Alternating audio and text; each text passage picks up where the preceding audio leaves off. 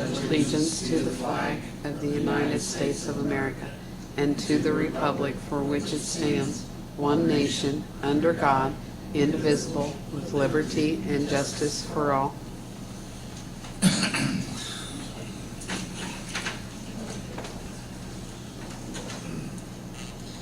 Today is Tuesday, October the 15th, 2012 at 6 p.m. This is a regular meeting of the Greensburg Water Board. I guess we might as well have a roll call, Donna. Chuck? Here. Tony's absent. Frank absent. Iris? Here. And Robin's absent. Very good.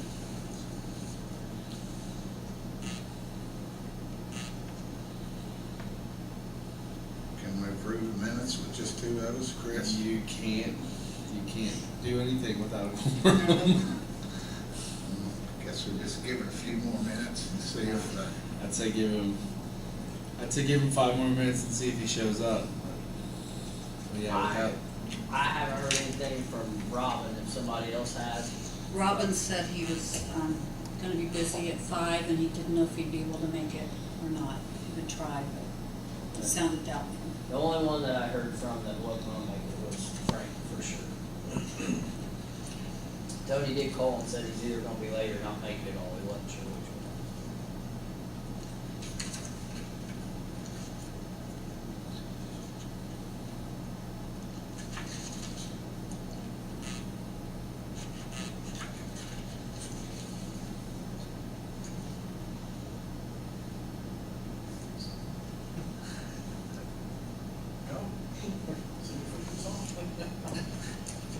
Do a little American Idol.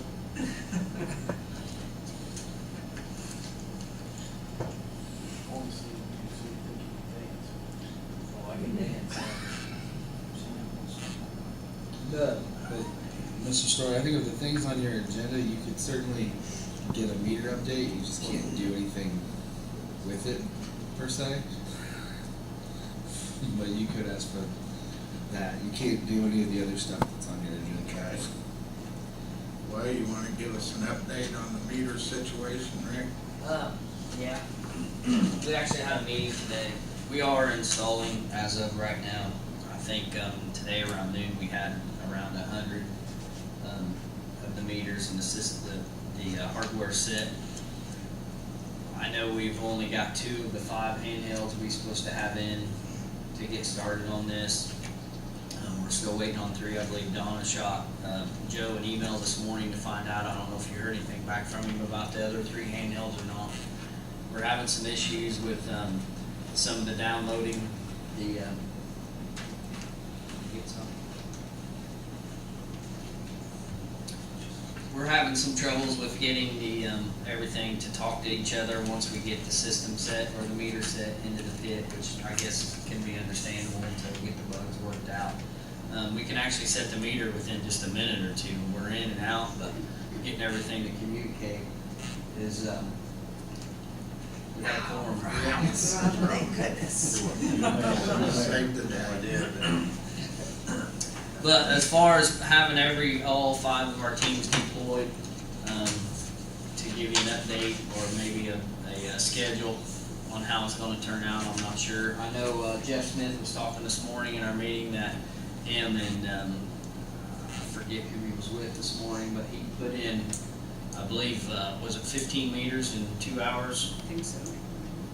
So it looks like as far as getting them put in, if everything communicates right, would hopefully, I think we were scheduled for minimum of 20 a day per team, which would be 100 a day.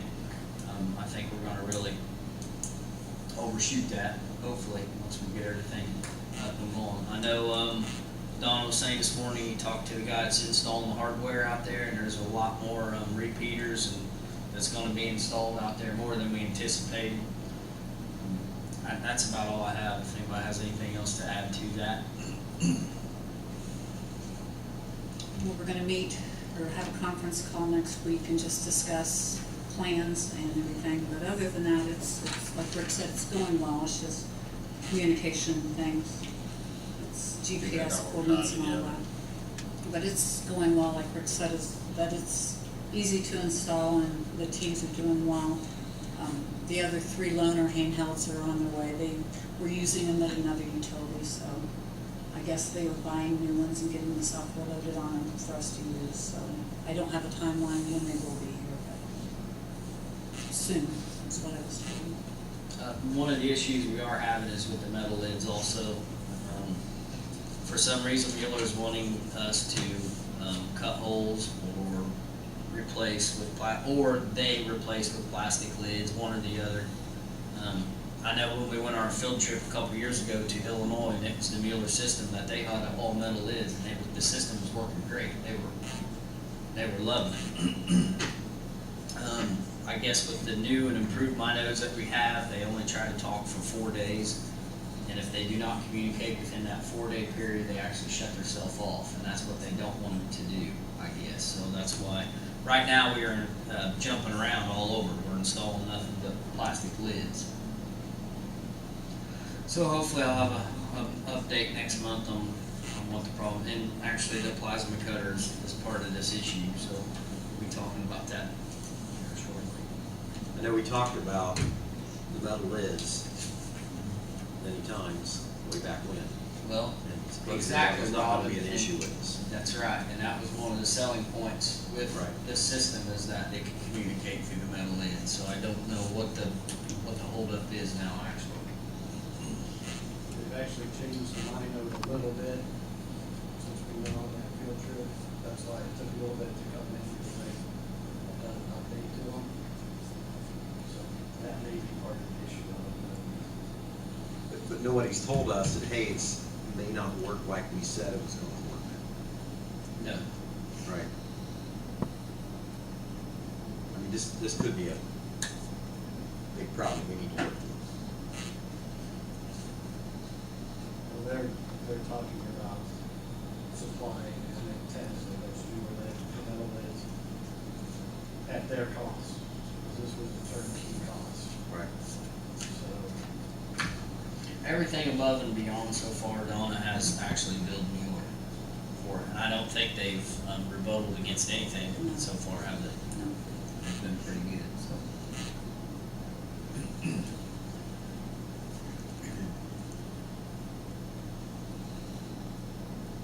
Any questions?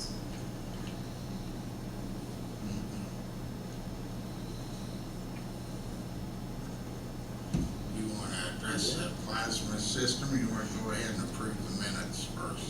You do whatever you want, you're the president. Probably best if you jump back on the agenda now, Chip. Okay. The minutes from September 17th meeting were distributed in your packet. Is there any objections or corrections? You know more Yeah, about it. minutes is distributed. You can tell where the leak was at. Minutes be accepted from September's meeting in, Okay. plasma cutter. Water adjustments? Yeah. Okay, so there's 2 water adjustments for leaks, 10/21/97. Actually, we have, the daughter-in-law of one of them here that's gonna explain what happened. It's Viola Dance. I'm not sure which account number is which. Actually, I am. It's 102-197. It's the first one. So this is Janet Dance, and she'll explain to you what's going on. Good evening. Janet, My mother-in-law, Viola Dance, lives just behind here.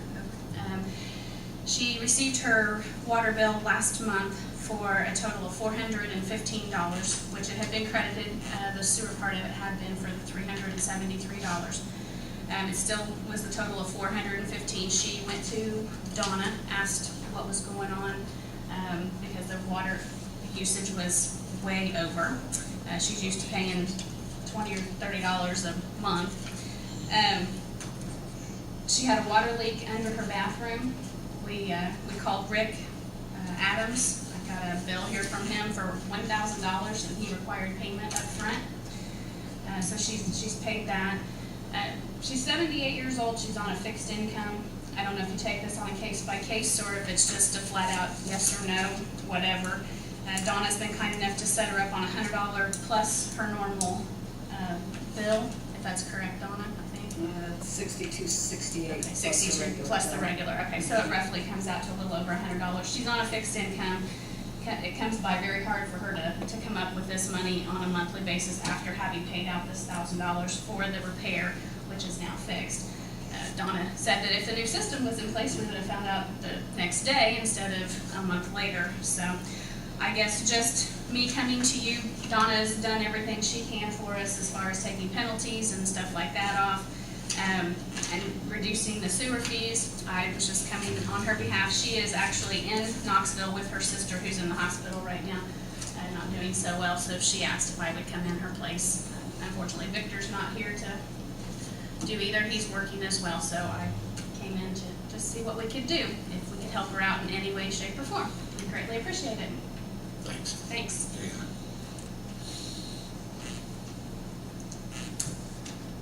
Any comment? I'm assuming the leak was on the property owner's side of the meter.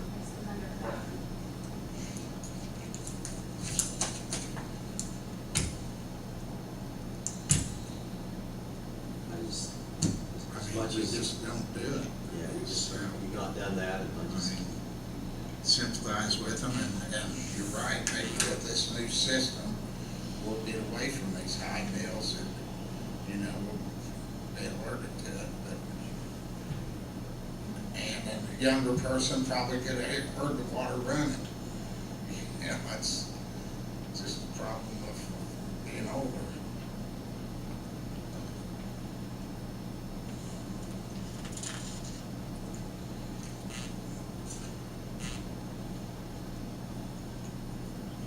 I think, as far as I'm concerned, I think we got to not deny it. So, have a roll call. Chuck, Denied. Iris, Robin, yes, well, second chair's motion.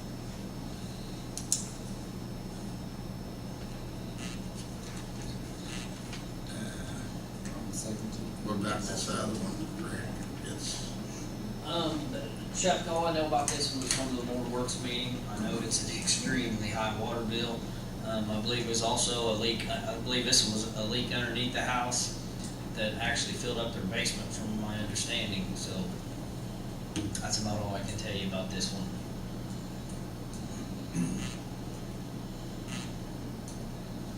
same scenario. Oh, I Your know. basement's full of water. I understand. Why would you realize this you was got a the leak? crawl space. Was it crawl space? Yeah, it was a crawl space and Yeah, I hope we, deny that as well. Motion been made.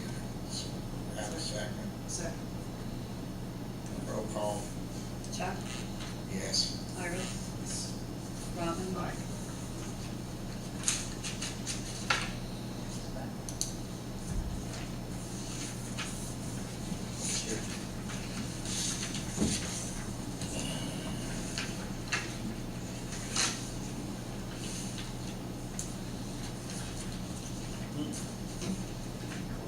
Okay, plasma cutter. Okay, this is the, plasma cutter is something, it's like a cutting torch, but it makes a lot nicer cut. Don't leave the bulky build up around the hole, whatever. The plasma cutter, we actually found one that we was going to rent from KFAB. He got a deal on one, he was gonna rent it to us for $400 to make these cuts. It was a 1/2-inch plasma cutter that we're trying to cut a 1/2-inch metal with. It didn't work. Talking to Kurt over at A&A, when it comes to a plasma cutter, if you want to cut a 1/2-inch, nice 1/2-inch thick metal, you need to have an inch plasma cutter. It looks as though that we're going to need one to cut holes in these metal lids, approximately 2,500 to 3,000 metal lids. So I believe what I'm looking for is, depending on what we come up with Mueller, if we go this route, I would like permission to buy the plasma cutter, and I think we're gonna turn around and bill Mueller for this plasma cutter. You think? No, we will. Okay. We will. Now, how that turns out in the long run, I can't answer, Robin, so. All right. We will bill them for it, we'll see what happens nonetheless. If it comes down to cutting the metal lids, we're gonna have to have it to do it, so. I got a quote from Airgas, two local companies, A&A Industry, with A&A coming in at $2,750. And Airgas coming in at $3,031.52. Could we use this other times, can street department use it, can other utilities use this? Yes, I mean, we use cut torch, we use welder, we use cut torch. It's something that we're not just gonna use it for the lid itself. I'm assuming, There's gonna come time when we need a cut torch, yes. I'm assuming street department doesn't have one. Street department has a cut torch. We have a cut torch. But this particular tool we're looking at, We do not have one, no. nobody else has one. No. But they can use this one if it Right. arises, we want to rent another one. Chuck, Yeah. Rich came to me Friday, explained to me what was going on, give me all we could think about it, and the more I thought about it, the more concerned I had.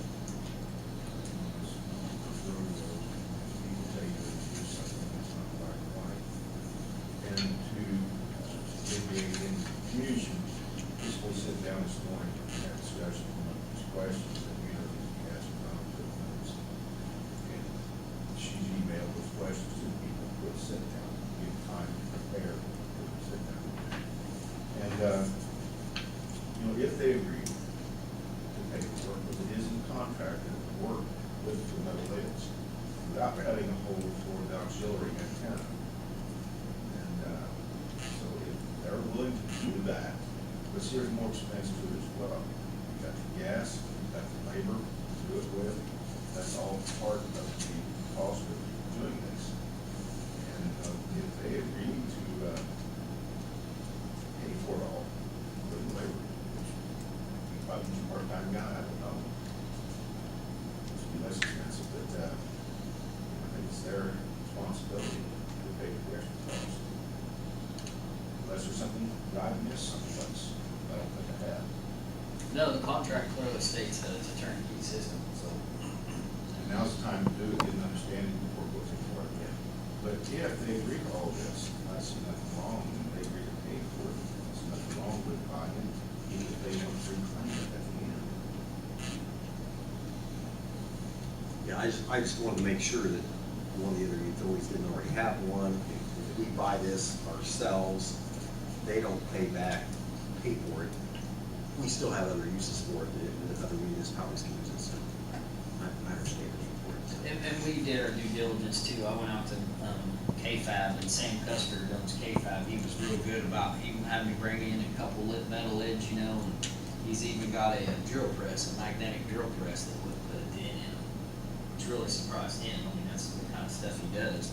And then, like I say, he had this plasma cutter and offered to rent it to us real cheap for 6 months, 8 months, whatever, however long we need it, but it just wasn't big enough to work. So we've pretty much come to the conclusion that this is the only way we're gonna get the holes cut in these metal lids. And it's by far a lot cheaper than buying the lid. $28 a piece, I think, is what the plastic lids are, believe it or not, yeah. How big a hole do you have to drill in? Inch and a half, Diameter wise? inch and a half diameter. But it seems to me that if we buy a system and that was supposed to be included, why are they taking more responsibility? I guess that's, to me, I just don't understand that, we're having to make up all these. Iris, things. honestly, I don't think any of us understand that, and I hope we come to some Well, conclusion that And when we have. they have been testing and drilling, and they've been taking lids, some of our old lids in and getting them drilled. And we've all been working on testing and getting the best reads out, best signal out.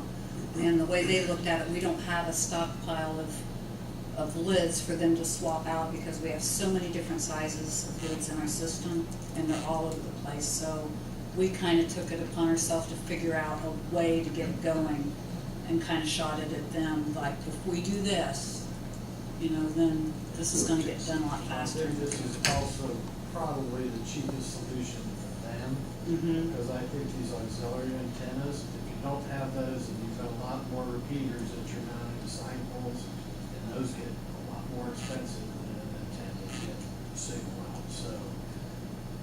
I think That would it's be- a good solution, but I think it's also an easier, cheaper solution. Right. And Don, correct me if my statement's wrong, if incorrect, but I believe, from what I understand, they've been very accommodating in working with the city to take care of the problem. I just want to make sure that it continues that way, and we have some sort of agreement. Yes, very, very true, yes. Want definitely to make it all on the same page and we know exactly what's going on. Because up to this point, it was testing and trying different methods, plastic lids, this. So. And I think, there's- Donnie, you said somebody's been here on the weekends, even working, trying to get some of our fixes. What they're doing is they're working ahead of us all the time, getting on all the repeaters in for the next route. And this weekend they did Route 3. The installer did, so. Scheme of a nearly $1 million project, $2,750 is probably not a bad. Yeah, Don, it's, I believe that they agreed to pay for the cutter and the cost, manpower of doing the extra. You know, even if we're out a little bit, gas or this, that, Oh, and the other. yeah. That, if they agreed to do this, I don't see any reason that, if they agreed, that Rick could have the permission for it. Oh, I agree. I agree. And even if they pay for the labor, we may be able to use this tool in the future and still come ahead. So, I move we approve the low bid of $2,750 to purchase the plasma cutter. I second. Motion's been made and seconded that purchase the plasma cutter through A&A Industries for $2,750. Have a roll call. Chuck, Yes. Iris. Yes. Robin? Aye.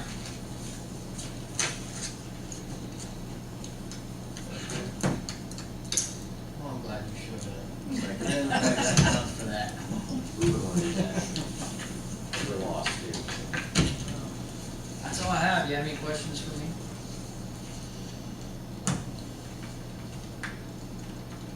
Keep up the good work. Put them meters in the ground. Keep Jeff busy. What? It's 42,576 largemouth bass left. On Saturday. We did, we had a pretty good turnout this month, I guess. Everybody's, again, this year, everybody's done really good and kept their trash picked up. And they really appreciate the board letting me go up there and do the fishing. So it is done. I'm sure probably somebody will show up in November in 30-degree weather and think I'm gonna open it up. Ain't gonna happen. Yeah. It's not gonna happen, so, but we'll resume again probably next, depending, on the weather, March or April, so. Again, everybody, has, appreciated it and taken care of it, so. We appreciate what you've done, Rick. Down on your own time. Oh, I enjoy it. Yeah. They enjoy it, I enjoy it. Appreciate it. Sounds good. Okay, Gary, you have anything? I don't, Chuck, thank you, sir. That's all I had. Anybody else like to be heard?